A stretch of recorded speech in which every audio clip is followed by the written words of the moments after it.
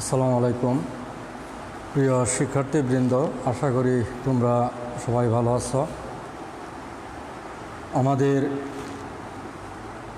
কৃষি বিশ্ববিদ্যালয় কলেজের পক্ষ থেকে অনলাইন ক্লাসে আজকে সবাইকে স্বাগতম। গত ক্লাসের ধারাবাহিকতায় আজকে আমরা কিছু গাণিতিক সমস্যা নিয়ে হাজির হয়েছি। সেটা হলো আমাদের উচ্চতর গণিত দ্বিতীয় পত্র দশম অধ্যায় বিস্তার, পরিমাপ ও সম্ভাবনা। আমরা সম্ভাবনার গাণিতিক সমস্যা নিয়ে আলোচনা করেছিলাম। গত ক্লাসে আমাদের আলোচ্য বিষয় ছিল সম্ভাবনার সংযোগ সূত্র। সংযোগ সূত্রের একটি হলো বর্জনশীল ঘটনার ক্ষেত্রে এবং অপরটি হলো অবর্জনশীল ঘটনার ক্ষেত্রে। আমরা বর্জনশীল এবং অবর্জনশীল ঘটনা নিয়ে গত ক্লাসে আলোচনা করেছি। আজকে আমরা সম্ভাবনার গুণন সূত্র নিয়ে একটু আলোচনা করব। সূত্রগুলো ব্যবহার করে কিছু গাণিতিক সমস্যা আমরা সমাধান করব। তাহলে আমরা একটু লক্ষ্য করি সবাই, আমাদের এখানে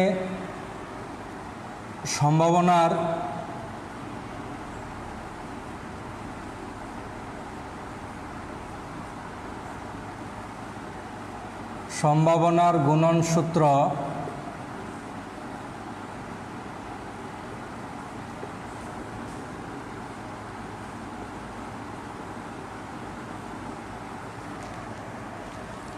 এক নাম্বার, দুইটি স্বাধীন ঘটনার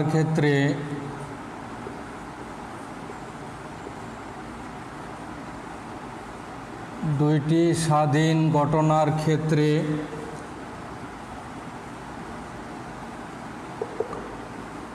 পি এ ইন্টারসেকশন বি সমান পি এ ইন্টু পিবি, অর্থাৎ দুটি ঘটনা একত্রে ঘটার সম্ভাবনা তাদের সম্ভাবনার গুণফলের সমান। আরেকটি হলো আমাদের দুটি অধীন ঘটনার ক্ষেত্রে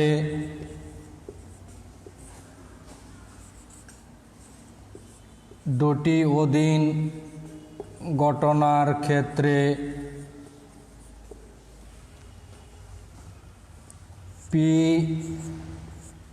এ ইন্টারসেকশন বি সমান P A into P B given A equal to P B into P A given B. তাহলে আমরা সম্ভাবনার গুণন সূত্র লিখলাম দুটি স্বাধীন ঘটনার ক্ষেত্রে এবং দুটি অধীন ঘটনার ক্ষেত্রে। তাহলে দুটি ঘটনা একত্রে ঘটার সম্ভাবনা তাদের সম্ভাবনার গুণফলের সমান। আর এখানে হবে একত্রে ঘটার সম্ভাবনা P of A into P B given A equal to P B into P of A given B. তাহলে আমরা সম্ভাবনার গুণন সূত্র মনে রাখব। এখানে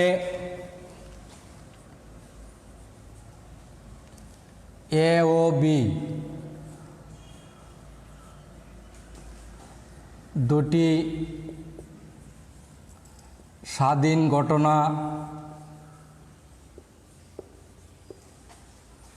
এ ও বি দুটি স্বাধীন ঘটনা হলে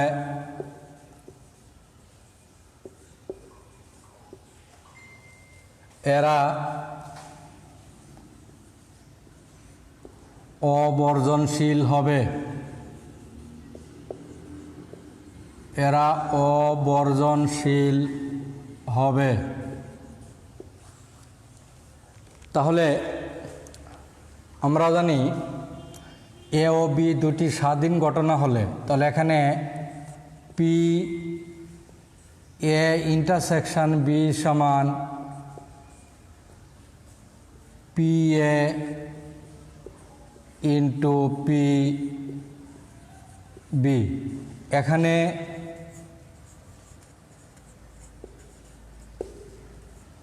probability of A not equal 0, probability of B not equal 0, তাহলে আমাদের পি এ পি বি এদের মান শূন্য হতে পারে না। তাহলে এখানে আমরা বলতে পারি probability of A intersection B তাহলে এখানে not equal 0।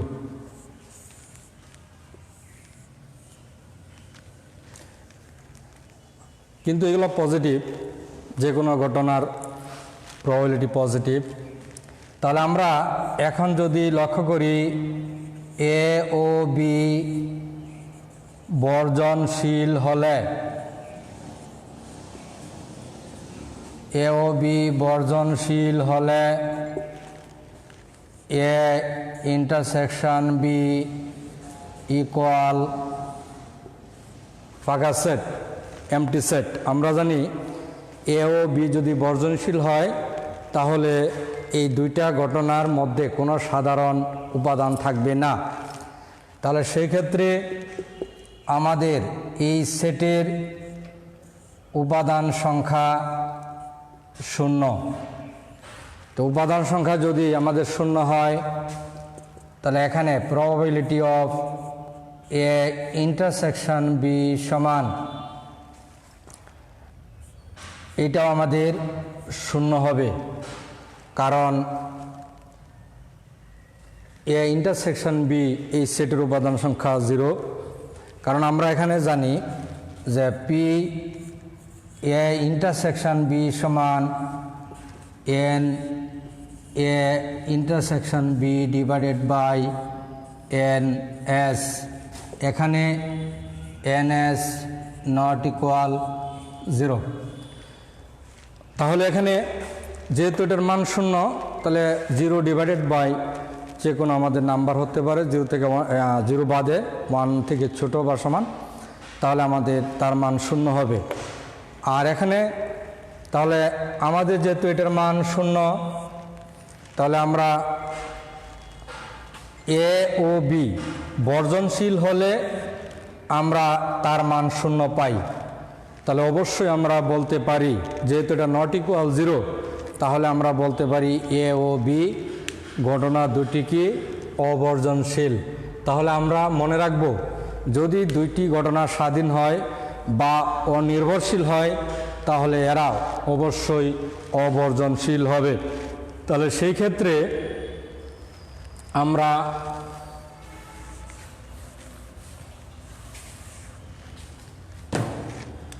তাহলে স্বাধীন ঘটনা তাহলে স্পষ্টত বলতে পারি স্বাধীন ঘটনা অবর্জনশীল হবে।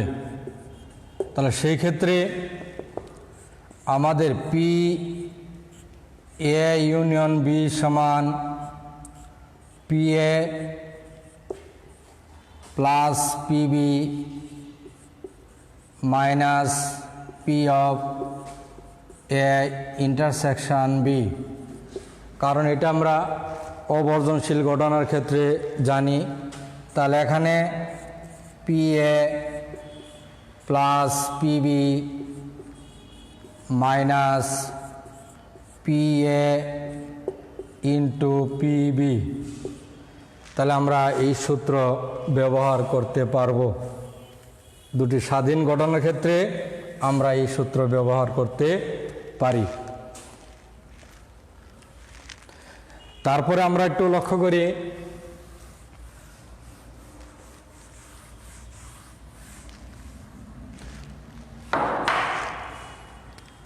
এখন আমরা একটু দেখব দ্য মর্গানের উপপাদ্য, দ্য মর্গানের উপপাদ্য বা দ্য মর্গানের সূত্র, মর্গানস ল। আমরা এখানে মর্গানস ল এর দুইটা সূত্র জানি, A union B whole prime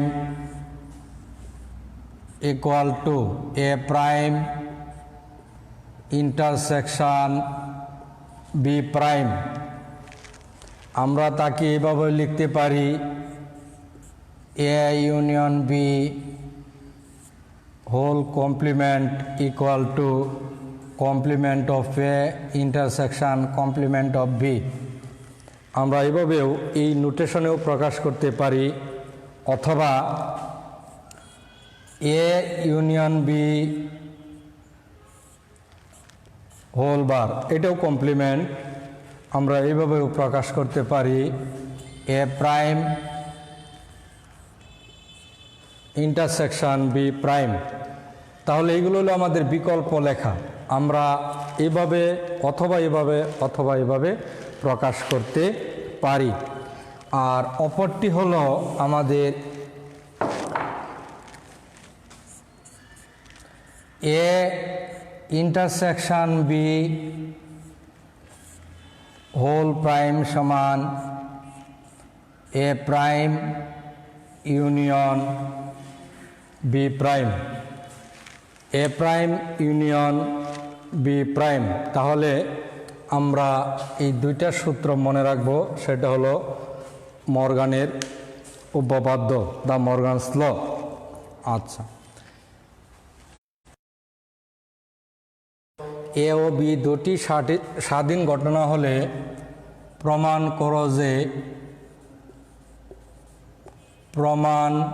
করো যে এ প্রাইম ও বি প্রাইম স্বাধীন হবে।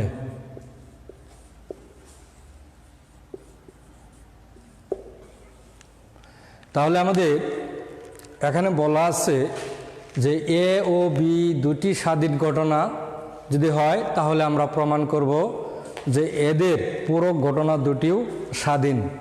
তাহলে আমরা একটু লক্ষ্য করি, তাহলে প্রমাণে যেহেতু এ ও বি দুইটি স্বাধীন ঘটনা,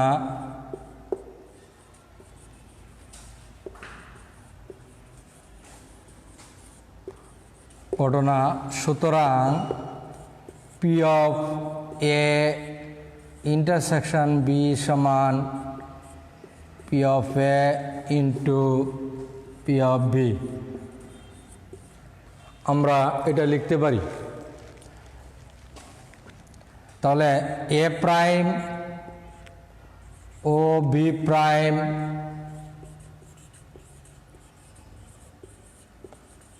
স্বাধীন হবে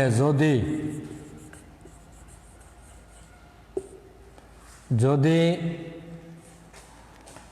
P of A prime intersection B prime সমান P A prime into P of B prime হয়। তাহলে আমরা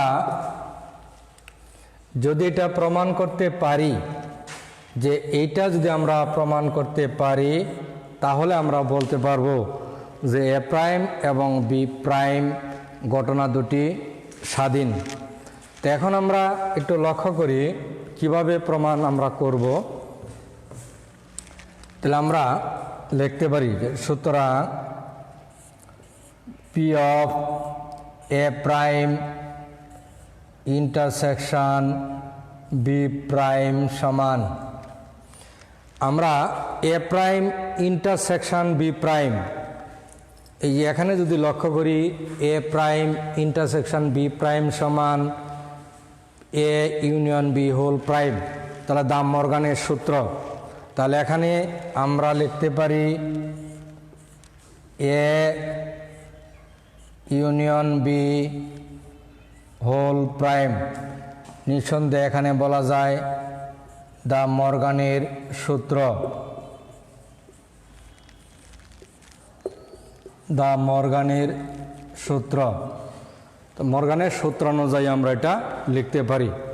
তারপরে এখানে লেখা যায় 1 minus P of A union B. এটা সম্ভাবনার পূরক সূত্রানুসারে, পূরক সূত্রানুসারে, পূরক সূত্রানুসারে, কারণ আমরা জানি পূরক সূত্র হলো যে P A plus P of complement A equal to 1। তাহলে পি অফ এ প্রাইম লেখা যাবে 1 মাইনাস পি এ। তাহলে এটা কি আমরা লিখতে পারি 1 minus P of A union B. যেহেতু এ ও বি দুইটি স্বাধীন ঘটনা, তাহলে আমরা জানি স্বাধীন ঘটনা অবর্জনশীল, তাহলে আমরা পি এ ইউনিয়ন বি সূত্রটি প্রয়োগ করব। তাহলে আমরা এখানে লিখতে পারি 1 minus P A plus P B minus P A intersection B. আমরা এটা এখানে লিখতে পারি। এখান থেকে লেখা যায় 1 minus P A minus P B plus P of A intersection B. আমরা এটা লিখতে পারি। তাহলে এখানে লেখা যাবে 1 minus P A minus P B plus P of A into P of B. যেহেতু এ ও বি স্বাধীন, তাহলে এটা সমান আমরা এটা লিখতে পারি এত ইকুয়াল টু এত। এখন আমরা কমন নেই। আমরা যদি এখানে কমন নেই, তাহলে এখানে লেখা যাবে 1 মাইনাস পি এ মাইনাস, এখান থেকে আমরা কমন নিলাম পিবি, এখানে হবে 1 মাইনাস পি অফ এ। তাহলে এখান থেকে লেখা যায় 1 minus P of A into 1 minus P of B.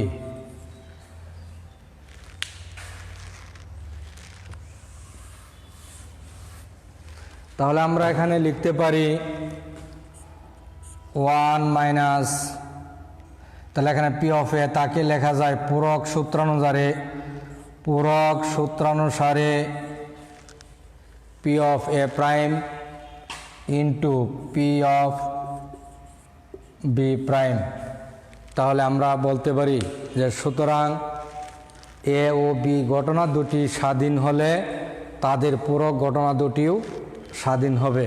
তাহলে আমরা একটা প্রমাণ করলাম। আমরা কিন্তু এখানে দুইটি ঘটনার ক্ষেত্রে আমরা এটা প্রমাণ করলাম। তাহলে এরকম আমরা 2 বা ততোধিক সসীম সংখ্যক ঘটনার ক্ষেত্রে আমরা এই সূত্রকে আরও বর্ধিত করতে পারব। তাহলে দ্য মর্গানসের সূত্র আমরা একটু মনে রাখব। আর দুইটি ঘটনা স্বাধীন হলে তাদের পুরো ঘটনাগুলিও স্বাধীন। তাহলে এইরকম এই সূত্র আমরা স্বাধীন ঘটনার ক্ষেত্রে যে কোনো সসীম সংখ্যক ঘটনার জন্য আমরা এই সূত্র ব্যবহার করতে পারি। এখন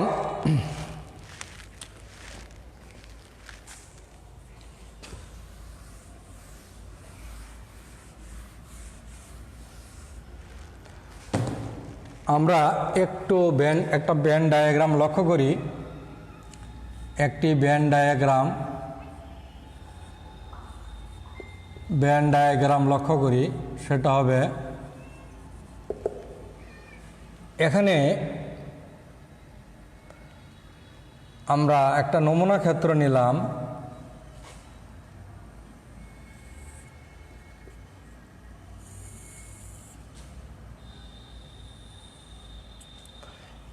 এস একটি নমুনা ক্ষেত্র আমরা নিলাম, যে নমুনা ক্ষেত্র হলো আমাদের এস। এই নমুনা ক্ষেত্র, এই নমুনা ক্ষেত্রের মধ্যে আমরা একটি ঘটনা নিলাম এ। তাহলে আমাদের এই সার্কেল যদি এ হয়, তাহলে এই সার্কেলের, এই বৃত্তের বাইরের জগৎটা হবে আমাদের এ প্রাইম। আমরা এসের অন্তর্গত এ একটি ঘটনা, তাহলে এই সার্কেল যদি আমাদের এ ঘটনা হয়, তাহলে এই সার্কেলের বাইরে সব এ প্রাইম হবে। তাহলে এখানে এর পূরক হবে এই অংশটুকু। আচ্ছা, এখন আমরা যদি এখানে আরেকটি ঘটনা নেই বি, এটা এ, এটা বি, তাহলে আমরা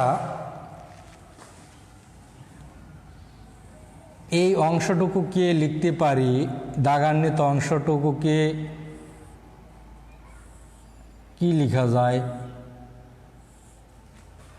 আমরা এই দাগানো অংশটুকুকে বলতে পারি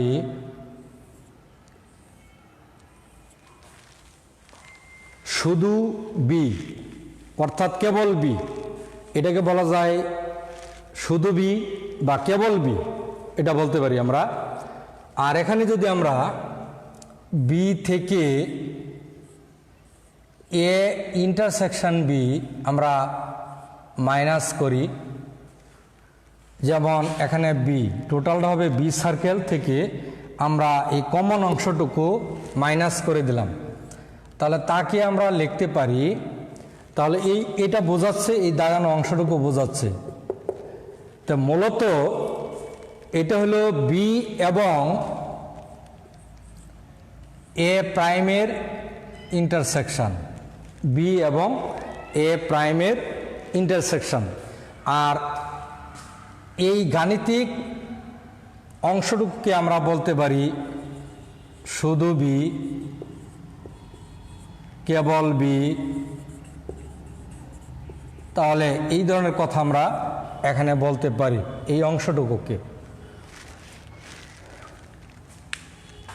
তো অনুরূপভাবে কিন্তু আমরা এই অংশটুকুর জন্য লিখতে পারবো শুধু এ, কেবল এ। তার জন্য আমরা এখানে লিখতে পারবো এ ইন্টারসেকশন বি প্রাইম, অর্থাৎ এ মাইনাস এ ইন্টারসেকশন বি। আমরা এখানেও কিন্তু এটুকু লিখতে পারি। তো এখন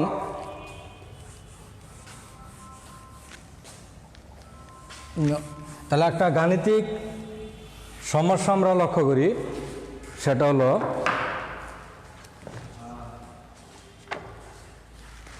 এখানে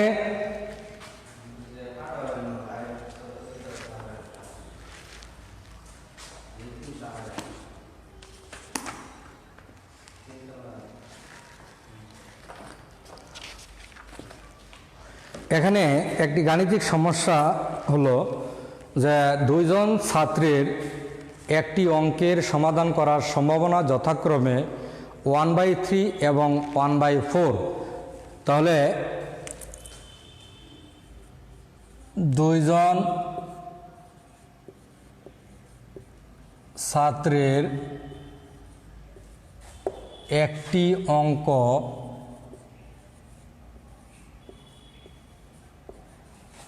অঙ্ক সমাধান করার সম্ভাবনা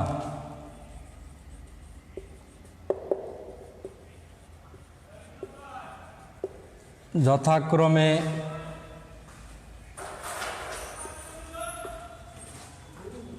1/3 এবং 1/4। তারা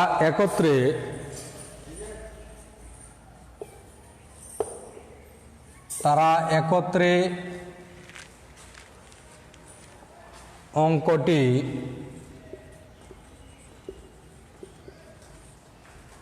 অঙ্কটি সমাধান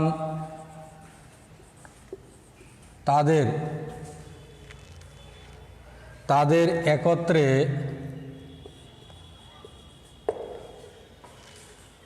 অঙ্কটি সমাধান করার সম্ভাবনা নির্ণয় করো। তাহলে আমরা এই গাণিতিক সমস্যা থেকে দুইটা পয়েন্ট একটু লক্ষ্য করি। যখন আমরা শ্রেণীকক্ষে শিক্ষার্থীদের উদ্দেশ্যে কোনো সমস্যা থ্রো করি, তখন প্রত্যেক শিক্ষার্থী স্বাধীনভাবে অঙ্কটি সমাধান করার জন্য চিন্তাভাবনা করে। তাহলে তারা গাণিতিক সমস্যার সমাধানের জন্য প্রত্যেকের নিজস্ব যে চিন্তা ভাবনা, এটা কিন্তু পরস্পর স্বাধীন। অর্থাৎ তারা একটি গাণিতিক সমস্যা স্বাধীনভাবে চিন্তা করে। তাহলে এখানে আমরা বলতে পারি, এখানে দুইজনের, যেহেতু দুইজন স্টুডেন্ট, তাহলে এই গাণিতিক সমস্যা তারা দুইজন স্বাধীনভাবে চিন্তা করে।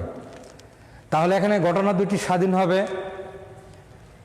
আর বলতে পারি যে কোনো সমস্যা যদি তাদের মধ্যে, কোনো শিক্ষার্থীদের মধ্যে যদি কমপক্ষে একজন সমস্যার সমাধান করে, তাহলে আমরা বলতে পারি যে সমস্যার সমাধান হয়ে গেল।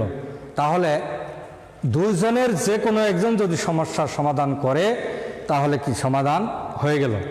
তাহলে এখানে এই গাণিতিক সমস্যা থেকে আমরা পাচ্ছি, এখানে এ ও বি স্বাধীন, এ ও বি স্বাধীন, আর এরা অবর্জনশীল। কারণ স্বাধীন ঘটনা অবর্জনশীল। তাহলে এখানে স্পষ্টত বলা যেতে পারে যে প্রথম ছাত্রের অঙ্কটি সমাধান করার ঘটনা যদি এ হয়, তাহলে প্রথম ছাত্রের অঙ্কটি সমাধান করার ঘটনা যদি এ হয়, তাহলে P of A equal to 1/3। দ্বিতীয় ছাত্রের অঙ্কটি সমাধান করার ঘটনা যদি বি হয়, তাহলে পিবি সমান 1/4। আর যেহেতু ঘটনা দুটি স্বাধীন অনির্ভরশীল, তাহলে P of A intersection B সমান P of A into P of B equal to 1/3 into 1/4 equal to 1/12। আর এখানে বলা যায় দুইজনের যে কোনো একজন যদি অঙ্কটি সমাধান করে, তাহলেই সমস্যাটির সমাধান হয়ে গেল। তাহলে দুইজনের যে কোনো একজন, অর্থাৎ P of A union B, দুইজনের যে কোনো একজন যদি সমাধান করতে পারে, তাহলে সমস্যাটির সমাধান হয়ে যায়। তাহলে আমরা বলতে পারি P A plus P B minus P of A intersection B. তাহলে এখান থেকে আমরা বলতে পারি P A plus P B minus P of A into P of B. এখন এখানে যদি আমরা এইভাবে লিখি 1/3 প্লাস 1/4 মাইনাস 1/12, তাহলে এখানে যদি আমরা 12 লসাগু করি, 12 লসাগু, তাহলে এখানে 4 প্লাস 3 মাইনাস 1 অর্থাৎ 1/2।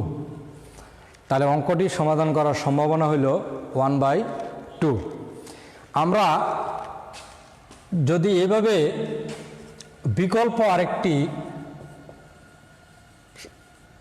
বিকল্পভাবে যাই, সেটা হলো যে P of A equal to 1/3, P of B সমান 1/4।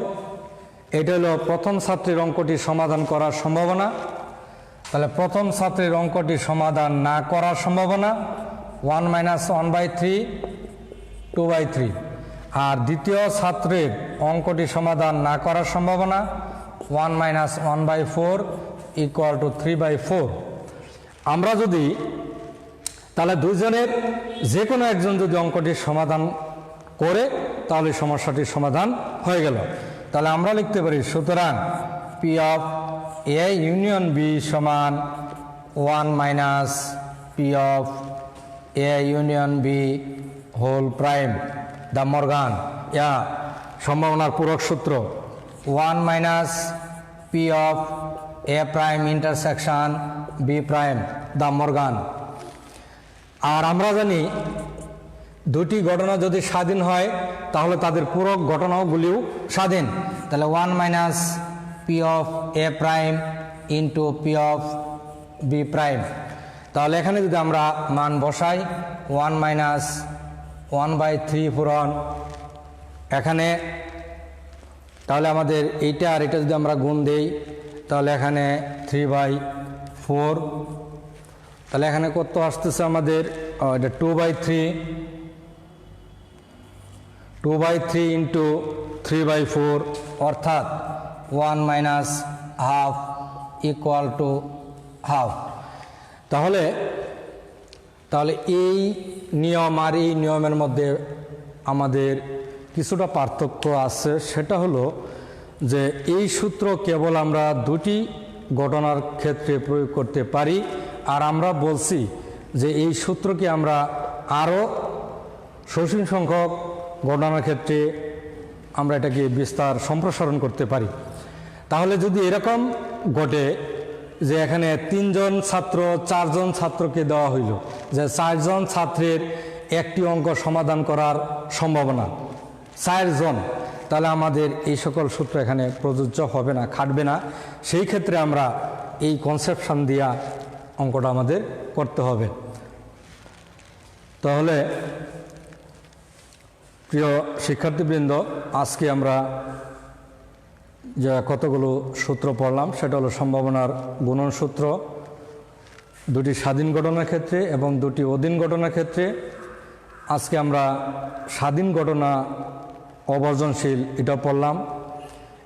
আবার দুটি ঘটনা যদি স্বাধীন হয় তাহলে তাদের পুরো ঘটনাগুলিও স্বাধীন হবে, এটাও পড়লাম। আর একটু ব্যঞ্চিত্র নিয়ে আমরা একটু আলোচনা করলাম। আর স্বাধীন ঘটনার সম্পর্কিত আমরা একটা গাণিতিক সমস্যা করলাম। তাহলে প্রিয় শিক্ষার্থীবৃন্দ, আমরা আগামী ক্লাসে আরও গাণিতিক সমস্যা নিয়ে তোমাদের সামনে হাজির হব। সবাই ভালো থাকো, সুস্থ থাকো, এই প্রত্যাশা নিয়ে আজকে এখান থেকে বিদায় নিচ্ছি। আসসালামু আলাইকুম।